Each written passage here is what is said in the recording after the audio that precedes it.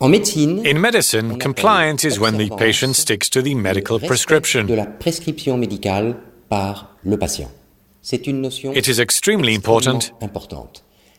A broader notion is that of appropriation, which includes acceptance, motivation, and all the feelings that lead to good compliance by the patient.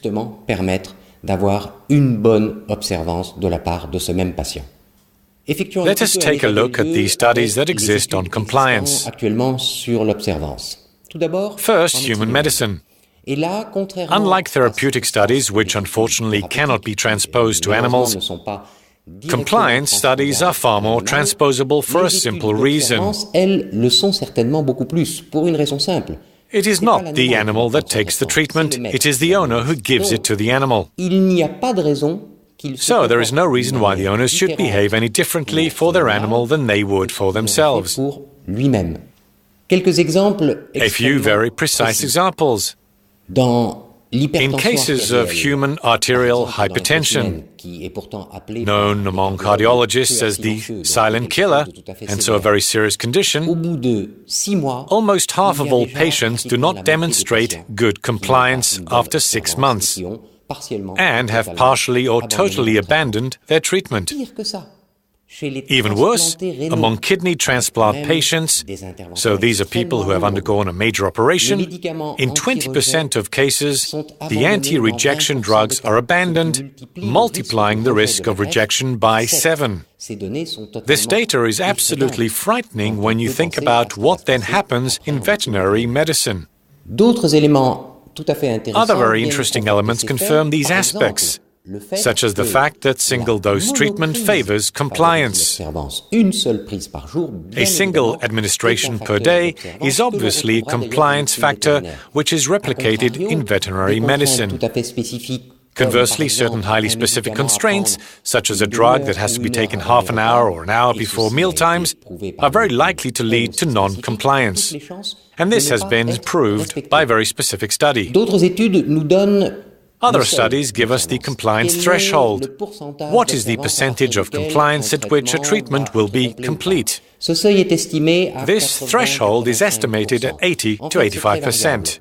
In fact, it is extremely variable. A much lower figure can be tolerated for drugs with a long half-life. The AC inhibitor, for example, which will also apply to veterinary medicine. On the other hand, drugs with an extremely harmful rebound effect, such as beta blockers, have compliance thresholds that have to be much higher than 85% if problems are to be avoided.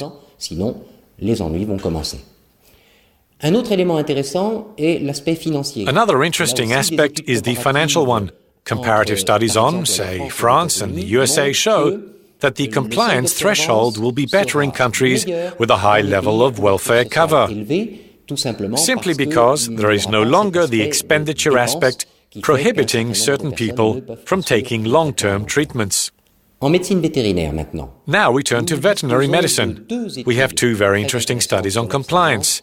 One from North America showing that over the long term, only 20% of prescriptions are really complied with.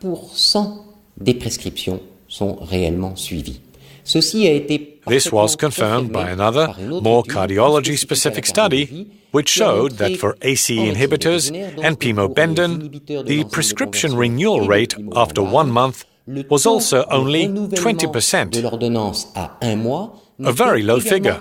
The lesson to be learned from this is that vets substantially overestimate the extent to which their prescriptions are followed and therefore compliance by the owners. The best proof comes from another study, also strictly veterinary, showing that with short-term prescriptions, when owners state that they have followed a prescription for a 10-day course of antibiotic therapy, this is actually untrue. Only half of them have complied with these 10 days, and the other half have not. The consequences of poor compliance in veterinary medicine can be extremely harmful, especially if, with certain powerful drugs, the owner tries to make up for lost time by doubling the dosage. With furosemide, for example, this can produce very harmful effects on the kidneys. Because of these side effects or poor tolerance, the owner will start to have doubts about the efficacy of the treatment, and hence will doubt the vet's prescription, leading to even worse compliance, and ultimately, let's be pragmatic here, considerable financial consequences for the vet.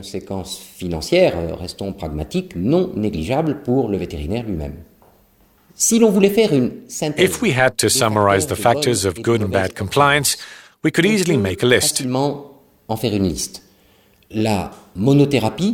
Monotherapy versus polytherapy. Administration during mealtimes compared to administration on an empty stomach or specifically before meals. Small tablets or liquid treatments versus large tablets or capsules. Detailed explanations that genuinely convince the owner versus a relatively quick prescription without explanation, which will not generate motivation. A relatively low or affordable price versus a high price which, in the long term, will become a factor of poor compliance. The total absence of adverse reactions versus unpleasant side effects. Another parameter, more curious but nonetheless proven, good compliance among middle-aged donors versus poor compliance amongst very young people, carelessness, and the very elderly, bad memory. Very good compliance is noted with families in which an animal has already died of the same sickness, as compared to a prescription for a disease that is totally new to the owner. Much better compliance is also observed among those who actually feel concerned by this sort of sickness, and paradoxically, a lower level of compliance is seen among people who feel concerned by certain drugs and have experienced their side effects. These people will reduce the dosage themselves.